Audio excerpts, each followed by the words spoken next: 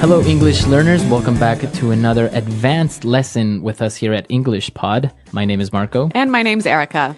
So today we're bringing you another advanced lesson, and this time it's kind of historical. Like the name suggests, we are listening in as a president says goodbye to the nation before he steps down from his role as president. Now, actually, this dialogue is very much based on President Eisenhower's farewell speech. Okay, so a pretty famous. Now, we have to tell you that we did change the speech a little bit, right? Yeah, just a little bit to make it a little bit more understandable, but it's basically what he said to the nation back in 1969. All right, now I will as well tell you that this is a pretty hard dialogue. It is very hard because the structures are a little bit complicated and even to a certain point, a little bit poetic, right? Mm-hmm. So why are we taking this speech as our dialogue? What are we going to learn from this? Well, we're going to learn some structures and some words that you can use maybe on a resignation letter or maybe in a celebration you want to thank Pete for coming. Okay, so we're going to learn some pretty difficult vocabulary, but also learn some really useful structures. Like you said, you could use in a resignation letter or even in a formal speech of your own. Exactly. Now, this presidential farewell speech is divided into two parts. So today we're going to do part one, and then next time we'll finish the speech with part two. So let's listen to President Eisenhower as he says goodbye to the nation, and we'll come back just in a little bit. Good evening, my fellow Americans.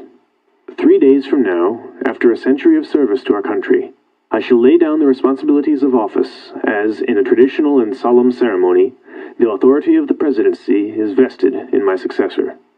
This evening I come to you with a message of leave-taking and farewell, and to share a few final thoughts with you, my countrymen. Like every other citizen, I wish the new president and all who will labor with him Godspeed.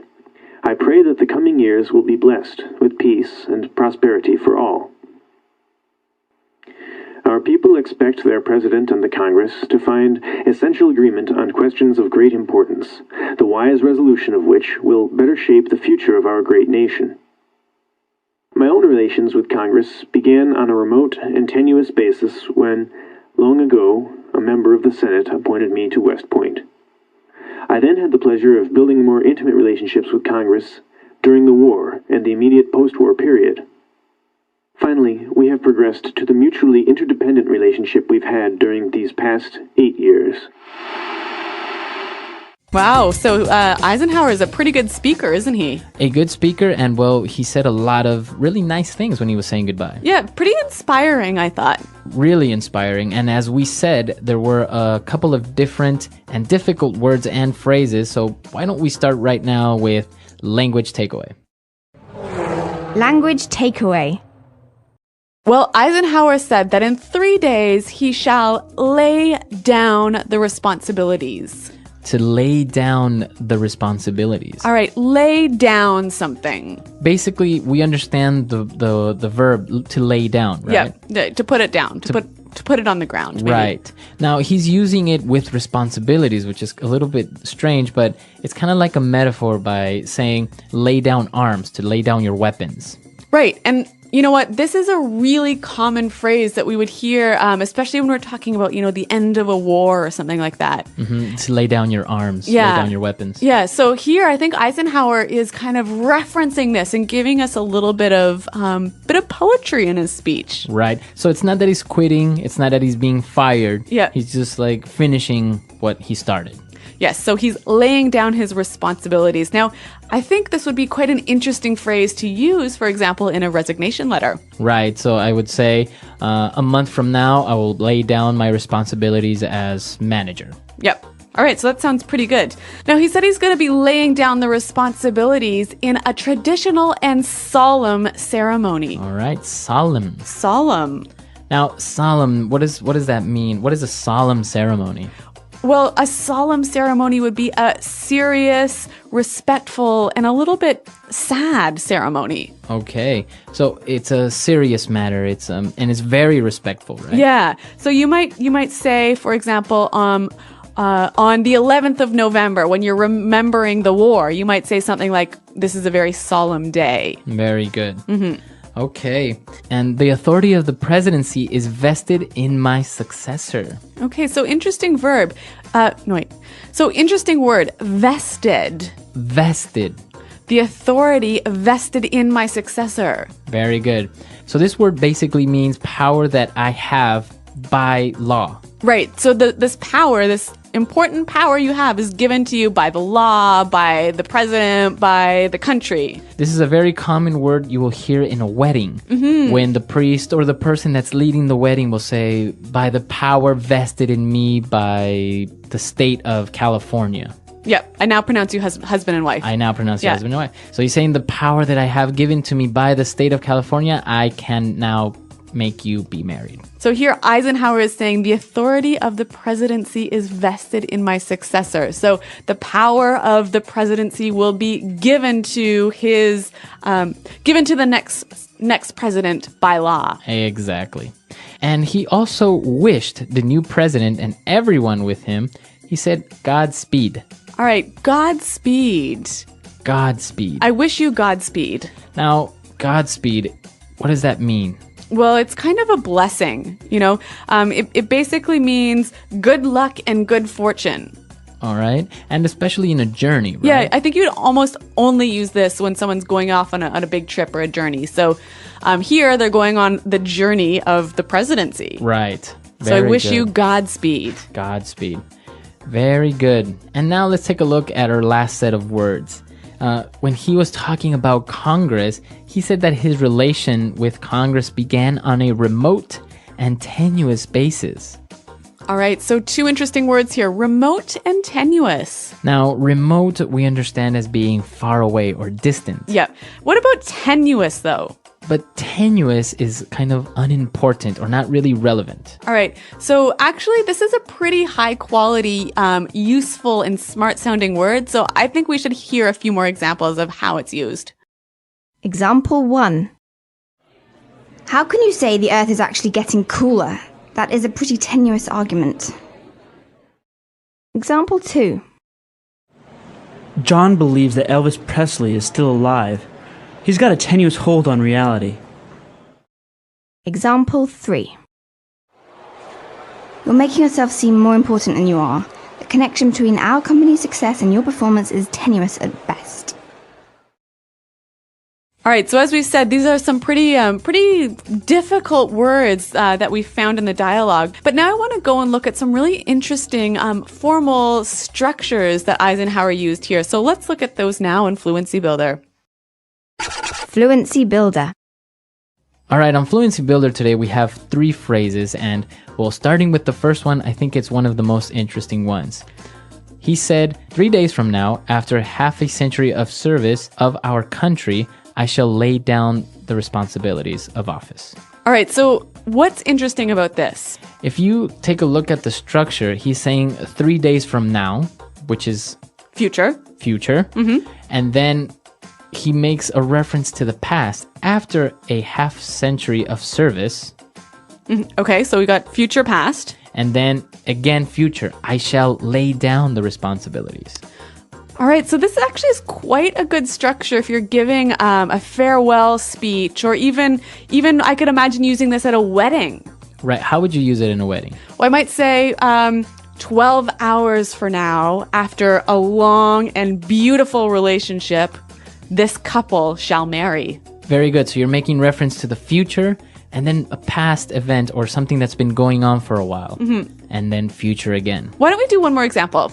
So, for example, in a resignation letter, I can say 1 month from now, after 30 years of hard work and dedication to this company, I shall lay down my responsibilities as product manager. All right, interesting. So we can use it, and it sounds good. It sounds very professional and very poetic. Very poetic. Yeah. It sounds nice. Yeah. All right, so that's one interesting structure. Now, why don't we go on to this next kind of very formal and helpful in a very formal speech? Well, President Eisenhower said, "This evening, I come to you with a message of leave-taking and farewell." So this evening, I come to you with a message of leave-taking and farewell. So it's a very nice way of saying, I'm talking to you today because I am saying goodbye. Yes. So what I really like about this phrase is the beginning part. This evening I come to you with a message of. So again, let's suppose we're at a wedding. If I'm offering a toast or I'm the best man, I could say, this evening I come to you with a message of love and trust and respect. All right. Or maybe if you're the leader of a company, you might say something like, this afternoon I come to you with a message of hope for the future. Very good. And now the part when he says leave taking and farewell, it's basically saying taking leave or taking like a vacation, right? Yeah. And farewell is Goodbye. Goodbye. And what about our last phrase? This is actually a bit of a long one, so I'm going to read it now. Our people expect their president and the Congress to find essential agreement on questions of great importance, the wise resolution of which will better shape the future of our great nation. Okay, great. Now let's take a look at the first part. Basically, he's saying the people expect the president and the Congress to give them answers, right? Or, yeah, to agree on important issues. But in the part when he says the wise resolution of which will better shape the future of our great nation. Yeah, and this is the part I want to focus on, the wise resolution of which. Now, this is a really wonderful sort of formal structure. So we can see what he's doing here. He's talking about the first idea, right? So the president and the Congress need to find agreement on important issues, right?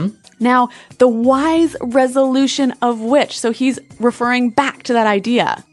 So the wise resolution of what? Of the essential agreement on questions of great importance. Right. So really useful structure. Why don't we hear a few more examples of this? Example 1. We now face a great challenge, the overcoming of which lead us all to untold riches and success. Example 2. We as a company now face our most difficult months to date, the outcome of which will determine our company's future. Example 3. The ambitious plan to reduce poverty, the start of which was launched last Tuesday in New York, will require a huge investment of taxpayers' dollars. All right, so as you can hear from the examples, we have the main idea, and then he passes on, but then kind of refers back to it again. Yeah, and this sounds quite formal, but also quite literary and intelligent, doesn't it? It makes you sound well-spoken. Very good. This was quite a difficult dialogue with some really interesting and tricky structures and words. So why don't we hear it one more time all together? Good evening, my fellow Americans. 3 days from now, after a century of service to our country, I shall lay down the responsibilities of office as, in a traditional and solemn ceremony, the authority of the presidency is vested in my successor. This evening I come to you with a message of leave-taking and farewell, and to share a few final thoughts with you, my countrymen.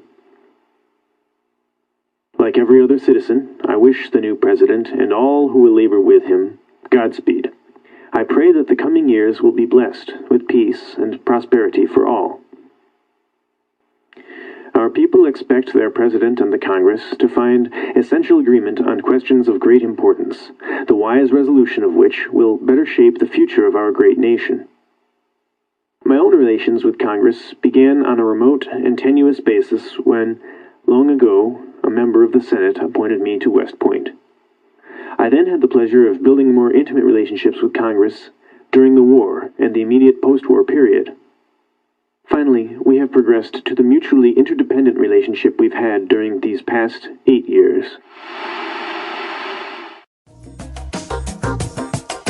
All right, we're back, and here with us in the studio we have Pete, the actor in the dialogue of President Eisenhower's presidential farewell speech. He's a pretty convincing actor at that. Not quite. So Pete is going to give us a little bit of insight about President Eisenhower. All right, so what can you tell us about President Eisenhower? Well, he started off as a general. He was an accomplished officer all through the early 20th century, and then he was the supreme commander of the Allied Expeditionary Force in World War II. And so now he's most famous for D-Day. He was leading it? Or he was on the battlefield? What No, was he was the organizer. He was. Oh, he's kind of like the brains behind the operation. Yeah, and I don't know if you even want to leave this in, but there's a really cool document that he wrote right before the invasion, and it said he basically knew that this was going to go one of two ways, and he wrote down a script to read in case it failed, and he basically said, I'm sorry to inform you that the invasion did not go as planned, and this has set back our war effort. And when the invasion went well, he threw that in the trash, and then one of his aides found that and was like, wow, this is a historical document, and they kept the... Really? Yeah. So they have the copy. Alternate history. All right, so he was an accomplished general, an amazing warrior, but what about his presidency? Well, at the beginning, probably the biggest thing he did was to wrap up the Korean War, which was a vow he made during his campaign, and then he visited Korea. Obviously, the war is still technically on, but they did arrange a ceasefire. Eisenhower built up the interstate highway system, which is one of the big reasons that America was able to become economically successful in the 20th century. He did it basically so that in case of a war, we'd have an easy way of shipping our soldiers and nukes across the country. But but it worked well anyways. Yeah, it's one of these things that pays a side benefit. At least he had to sell it to the country that way. It's very likely that he didn't intend ever to use it that way. But you have to have it's like the war on terror. You got to sell these things. Well, and I guess it's had a huge impact, not only on the economy of the states, but also like the culture and the way that people view the car and its effect on society. Definitely. So pretty influential guy, this Eisenhower. Yeah, and a very historical lesson. It's just a little bit of a culture and maybe some insight on American history. It's not like we're politically active or anything, but yeah, it was some interesting information there, and also, well, he was considered to be a pretty good president. Yeah, he's rated, I wouldn't say among the top 5 or so, but quite accomplished. Well, maybe not the greatest president we've ever seen, but he wrote a pretty good farewell speech, so I think we have that to thank him for. All right, guys, so if you have any other questions or comments, you can come to the website at englishpod.com, and you can leave them there for Erica or I. Okay, so thanks for downloading, you guys, and until next time, goodbye. Bye.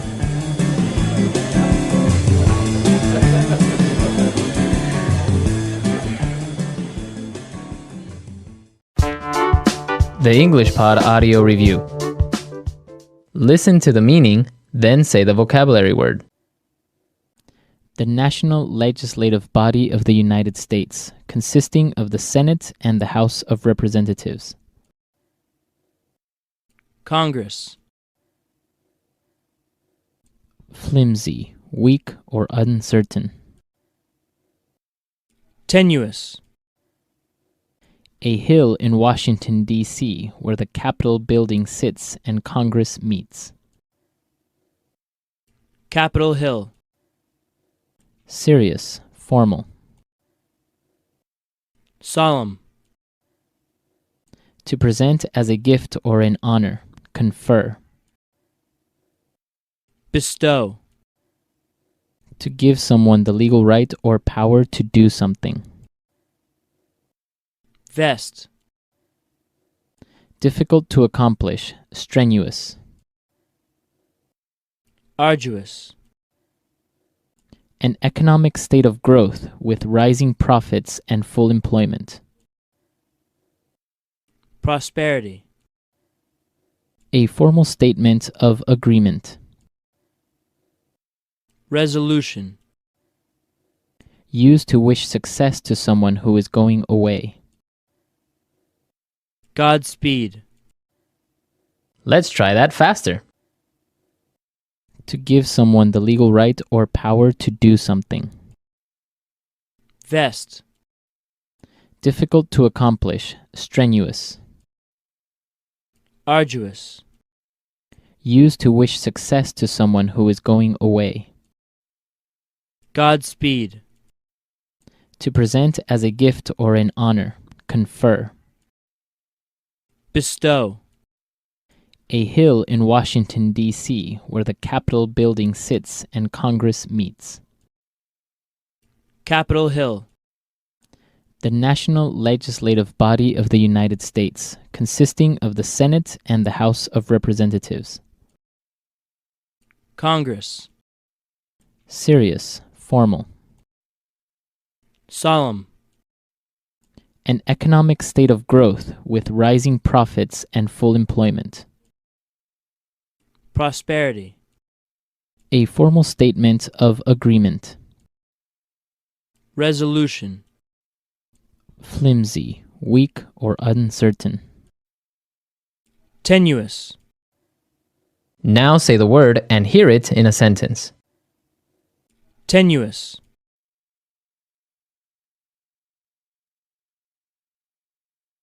How can you say that the Earth is actually getting cooler? That is a pretty tenuous argument. Tenuous.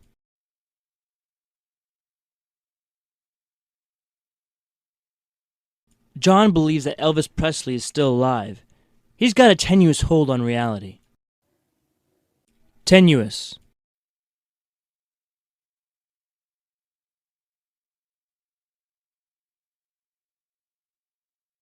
You're making yourself seem more important than you are. The connection between our company's success and your performance is tenuous at best. Vest.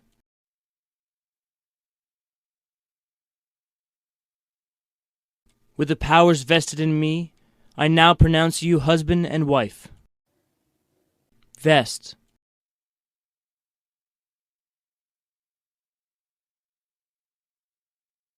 I present you with the key to our city by the powers vested in me as mayor of this great city.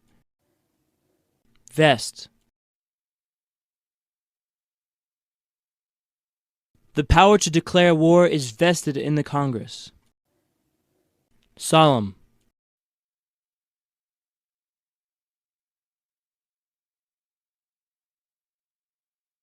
We are here today on this solemn and tragic day to say goodbye to an inspiration and a friend, Michael Jackson. Solemn.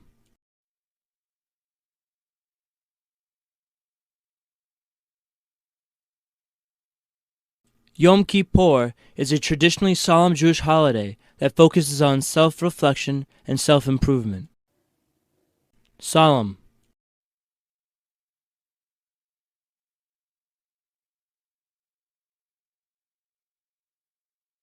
Every year, September 11th is a very solemn occasion as Americans remember the victims of the World Trade Center attack. Resolution.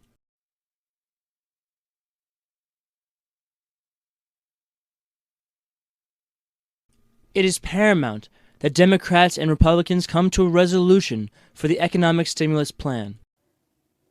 Resolution.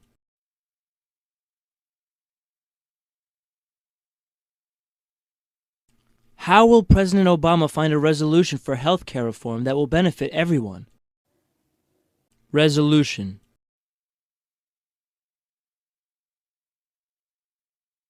I've made a resolution to stop smoking and lose 20 pounds this year. Godspeed.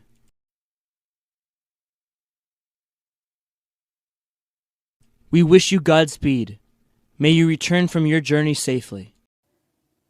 Godspeed.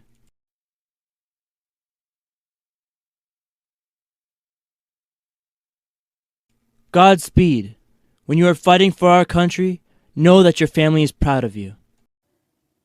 Godspeed.